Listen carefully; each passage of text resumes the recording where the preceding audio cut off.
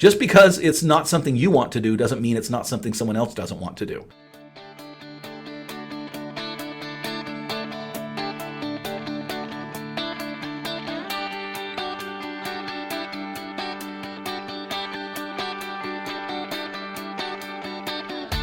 Originating from deep inside the Rocky Mountains, transported through the power of the internet, and arriving inside your tiny earbuds.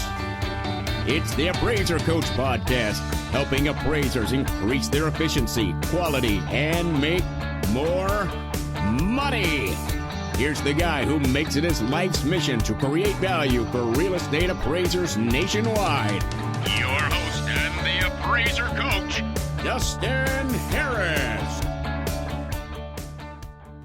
All right, welcome back to the program, everybody, and welcome to the program. For those of you who might be joining us for the first time, welcome, welcome, welcome. We are the most listened to appraisal-related podcast in the world. Kind of fun to say that, because it's true. Love to have you here, and please get the word out. Let your appraiser friends know that we are here, and we're trying to get you good information on a regular basis so that you can be a more successful appraiser business owner. All right, folks, we're going to be talking a little bit about an experience that I had just this morning that reminded me of a principle. First, I want to remind you of some great advertisers here on the Appraiser Coach podcast. One of them, of course, being Synapse. Synapse is the ability to be able to analyze what is going on in your appraisal report. You can find out more by going to sparkforappraisers.com, and right in the middle of the page, you can click on the Synapse button to learn more. Working RE Magazine is the magazine that I go to find out what's going on in the appraisal world. I love what Isaac writes on a regular basis. This guy knows his stuff. He's not an appraiser, but he might as well be. He probably knows more about appraisal than you do. Sorry, Isaac, maybe that's not true. I don't want to throw him under the bus like that. But Working RE is where you find out more about what, your chosen career. WorkingRE.com. It's WorkingRE.com. And finally, of course, we're sponsored by the software that is used by my staff and staff across the nation. The whole True Footage team uses it. It's the most popular, most used appraisal software in the world. It is Alamode software. You can learn more by going to alamode.com or picking up the phone and calling them at 800-ALAMODE. All right, folks, I want to tell you about an experience that I had this morning with a client. I was in a I was in a coaching session, a personal coaching session on Zoom with an individual who will remain anonymous. And we were discussing, different things that were going on. And he mentioned to me in his office something that he found to be quite interesting. And I'll just summarize the story like this. He said, I had an individual, and this individual was spending time doing mostly comps, adjustments, reconciliation, market data stuff, the write-up. In our office, we call that the write-up side of things, okay? The Tier 3, it's an appraiser-related activity. It's usually done by an appraiser. Analysis side, it's heavy-duty stuff, right? It's either the doctor or the doctor's assistant, the physician's assistant, if you're looking at it from the doctor's office analogy. This is the professional side of what we do. But it requires a lot of time, butts in seats, if you will, in front of the computer.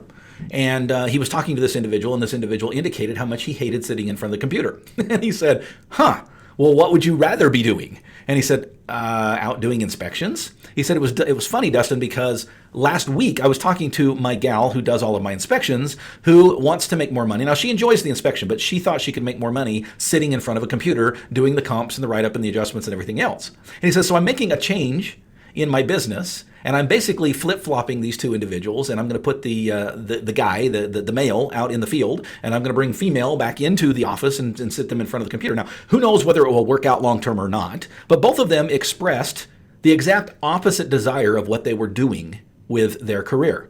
One sitting in front of a computer desires to be out in the field.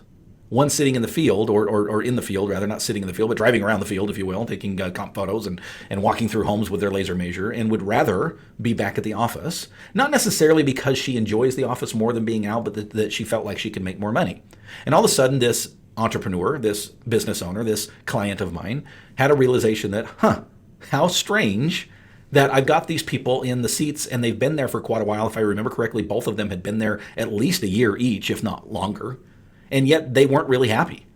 Now, I don't want to throw my client under the bus, but one of the things that we talked about is, this kind of comes down a little bit to a failure of leadership, meaning much of this is on his shoulders. And he understood that, by the way. He took that very well. As a coach, I try to be very bold and honest with people. And as a client or a student of mine, those that excel in what we do together are those that are humble and teachable and accept those homework assignments and move forward, but don't get offended at some of my plainness. Let's put it that way. And I said part of this is lack of communication, right? And that comes down to leadership, right? How often are you meeting with these people? And when you do meet with these people one-on-one to find out what's going on, do you actually ask them, are you happy? Do you enjoy what you're doing? If you don't, what would you rather be doing, right? Both of these people were in these seats on the bus, right? Going back to Jim Collins' analogy, if you've ever read, great book, by the way, speaking of great, it's called Good to Great. Great book out there. And one of the analogies that he uses in the book that's always stuck with me is he says you get the right people on the bus, the wrong people off the bus, and the right people on the right seats on the bus, right? And here he's got a situation where he has two great workers and they're both doing fine, right? They're both successful in their own right. But within a span of a week, he's got one of his employees coming to him and saying, hey, I really would like to be back in the office, which gave him a little bit of a stress moment. Oh, gee, I don't really have room for you in the office. And then all of a sudden, about a week later, he finds out that the guy in the office wants to be in the field. Go figure. This comes down to conversation. This comes down to talking to your employees. It comes down to what I call my employee reviews. I try to do them on a very regular basis, right? You should be as well. Now, what is regular? Well, it's up to you. In the beginning, it's much more frequently than it is long-term, meaning those that have been with me a few years, I might meet with them twice a year, believe it or not, at least in a formal setting like this. But those who are new, I try to meet with them quite frequently, daily, weekly, monthly, quarterly, as the case may be. But the bottom line is we need to be meeting with our people and we need to be discussing with them and we need to not just take the first answer. I call this asking additional questions, right? Where you might say, how are things going? Oh, pretty good. Right? If you end it there, folks, notice what they said. They didn't say good. They didn't say excellent. They didn't say couldn't be better. Right? Even if they did, you still want to move to the next step, and that is, what's the next question? So when I say to one of my employees, so tell me how things are going, and their answer is pretty good, I will probably say pretty good.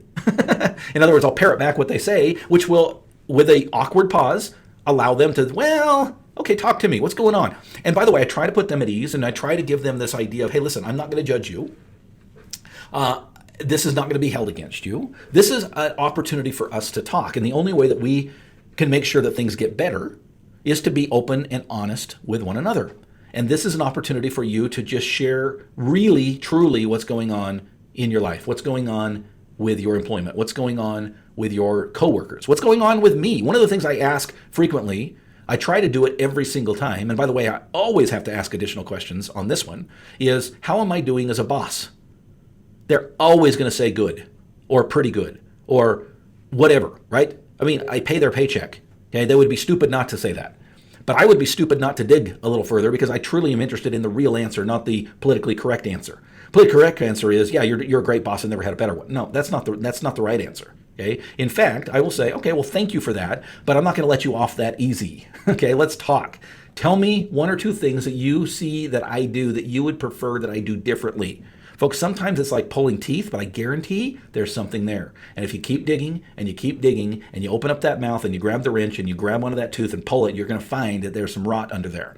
And you want to know this, right? Those that just want to hear what they want to hear are not very good leaders. Because let's face it, folks, whether you hear it or not, it's there. Okay? It's uncomfortable to hear that you're not doing a great job as a boss. It's uncomfortable even to hear that they're not getting along with their coworkers, or they don't like their job setting, or there's some burr in their saddle that they want to get taken care of. Nobody likes to hear those things, but guess what? That's your job. If you're going to hire these people, you're going to find, train, manage. You truly want them to be a good part of the team, and you need to be reaching out on a regular basis to find out what is going on, right? And the bottom line is the bottom line, right? The bottom line is it comes down to dollars and cents. And what I mean by that is, yes, it's altruistic to have this conversation and to want to build relationships. But if that doesn't do it for you, remember that this is all about your bottom line. We're in a business here. And despite what you say about, well, we would have a good relationship anyway. Okay, maybe that's true. Maybe that's true. But I can pretty much guarantee with most of your employees, you stop giving them a paycheck and they're not truly your friends anymore. Okay. You know what I mean? They're not going to show up the next day just to hang out with you. Okay. And so part of that knowledge gives you the push, if you will, the oomph to move to the next step and say, okay, I want this to be a good relationship. I want this to be a win-win between me, the employer, and them, the employee. And sometimes it takes evaluating the seat that they are sitting in. Their third row back and their middle seat, maybe they should actually be in first class, right? Or maybe they should be at the back of the plane, or maybe they should be the co-pilot.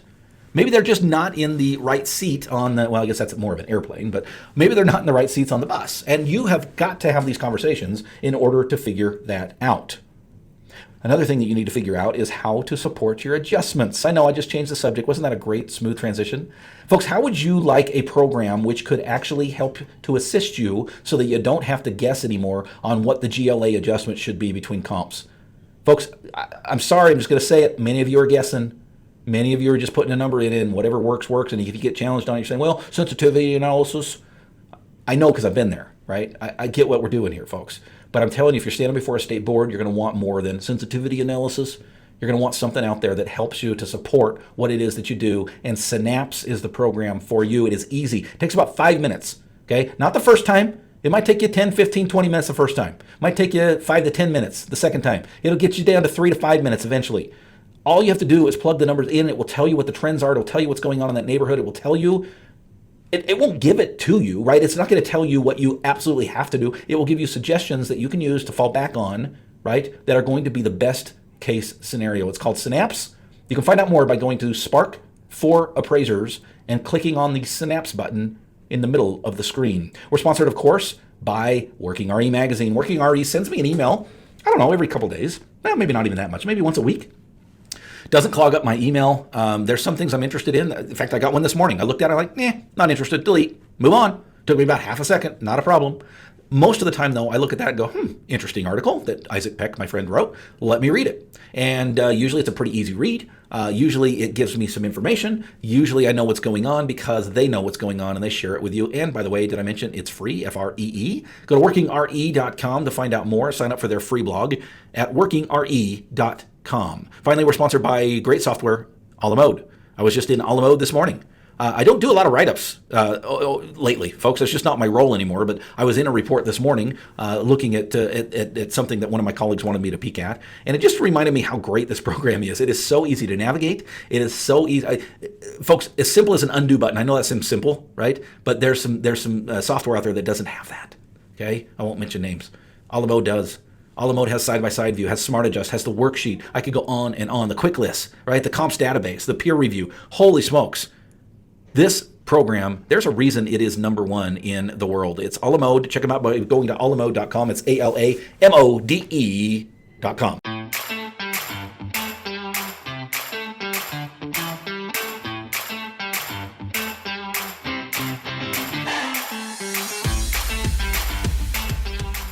All right, folks, welcome back to the program. We're talking a little bit about personalities today, talking a little bit about this experience that I had with one of my clients this morning who, kind of had an epiphany where he had somebody in a seat that they were doing okay, right? But it really wasn't the right seat for them. And it just so happened that he had somebody else in another seat that wasn't the right place for her. And he's going to flip-flop. Now, I don't know how it will turn out. I guess we'll find out next time I meet with this individual. We meet about every month online and do a little coaching together. And I'm excited to find out how this goes. But it was an interesting conversation with this person because, folks, I've had this experience. Okay, I've shared the story with you before, so I'm not going to take a lot of time to share it with you again. But I will remind you that I had an individual that I hired as a customer service rep that I thought was perfect on the phone, was absolutely wonderful on the phone. And about, 4 or 5 months into her employment, she told me, I hate being on the phones. And I'm like, what? I hired you to be a CSR, hired you to be a customer service. She goes, I'm much more happy in my corner, in my cubicle, typing on my computer. And I'm like,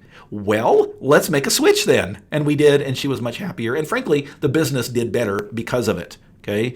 Now, here's an interesting thing to note. Okay. From a social science perspective, we tend to think that what goes on inside our brain is very similar to what goes on inside other people's brains. And that's honestly what I think is surprising as we have interaction with others, meaning sometimes we have this situation where we're like, you did what? Or you like what? Or I don't even understand that. That's not even in my realm of enjoyment, right? A perfect example is a date night at Hobby Lobby.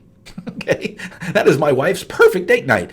I cannot stand Hobby Lobby, right? But you see the difference, right? Now, some of that might be a gender thing, but nonetheless, personalities are different, and we tend to think that we think like someone else, okay? So, for example, I had a conversation with one of my colleagues, not a coaching client, but a colleague, yesterday, the day before, and he mentioned to me, he was talking about one of his colleagues, one of his employees, and he said, I've had this person doing such and such, and he absolutely loves it. I don't even remember what it was, but I would be so unhappy in that position. Right? And he just loves it. He's a pig in mud in that position, right? Folks, just because it's something you don't want to do doesn't mean that it's not something that someone else doesn't want to do. Okay? Did I say that right? Just because it's not something you want to do doesn't mean it's not something someone else doesn't want to do. Meaning we have our personalities, we have our things, we have what we enjoy, and we have what we don't enjoy. Okay. I have an employee right now who absolutely thrives on angry customers. I kid you not. She loves it. She loves the challenge of dealing with an angry customer because 9 times out of 10, she can turn that frowny face upside down and make the person smile. And she thrives on this, right? This is like a little notch in her belt. And the more angry the customer is, the more happy she is on the other side. Now, I kind of get a thrill out of that as well, a little bit, but it's not something I would want to do all day long, right? The point of today's episode, I hope I've driven it home. Okay? That is, everybody is different. And just because you like a certain thing doesn't mean that someone else couldn't fit in a different role, right? Look at the personality, the ability, the experience, what they thrive on, what they enjoy on, what they get passion for, and try to put individuals in that seat, including yourself. Holy cow. My friends, I've had this conversation with so many clients who say, well, Dustin, I hate doing that, but I've just got to do it. And I'm going to challenge them and say, really? You got to do? Well, yeah, the appraiser has to do that part. Do they? Well, do they? I can delegate that? Let's talk through it, right? There's a right way and a wrong way to do it. But do you really have to keep doing the parts of the appraisal process or the appraisal business that drive you nuts? I had a conversation 2 days ago with an individual who absolutely despises numbers. And we were talking about P&Ls. And he says, I haven't done my P&L forever. I just hate doing that. I hate putting it together. I'm like, then why would you do it? Well, I'm not going to hire a bookkeeper just for that. And I said, well, then don't hire a bookkeeper just for that. Hire a bookkeeper for a whole bunch of other things, including that. Okay. Right? Why do we keep doing the things that we hate doing just because we think that we have to do them? I guarantee the most successful people that you know do not focus the majority of the time on things that they hate. They don't. Now, we all hate things, and you can't get completely away from all of it, right? Life sucks sometimes, and business sucks sometimes. And sometimes you've just got to spend time doing stuff that you don't want to do. But if you find yourself doing that on a regular basis, find the right person for that seat and put that person in the right seat on the bus. Speaking of seats on a bus, get your seat on a bus and come to our next mastermind, folks. We've got a couple of openings. Now, most of these masterminds are full right now. Salt Lake is full, I believe. Is that right? I think Salt Lake is full. LA is full. Dallas, maybe. No, I think it's full. Nashville, I know, is full. But Chicago, online, and DC all have open seats. Folks, you can fly to Chicago from anywhere in this damn country and get your seat on that bus. The bus of the successful mastermind that will escalate and skyrocket your appraisal business. Would love to see you. Be my guest for free next time we meet. Thanks for joining me, folks. We'll talk to you soon. You've been listening to the Appraiser Coach podcast with Dustin Harris. If you like what you hear, please give us a 5-star rating and post a short review on iTunes. For more in-depth insider information on how you can make more money as a real estate appraiser, visit theappraisercoach.com and sign up for the All-Star team today. Thanks for joining us. And now, get out there and create some value.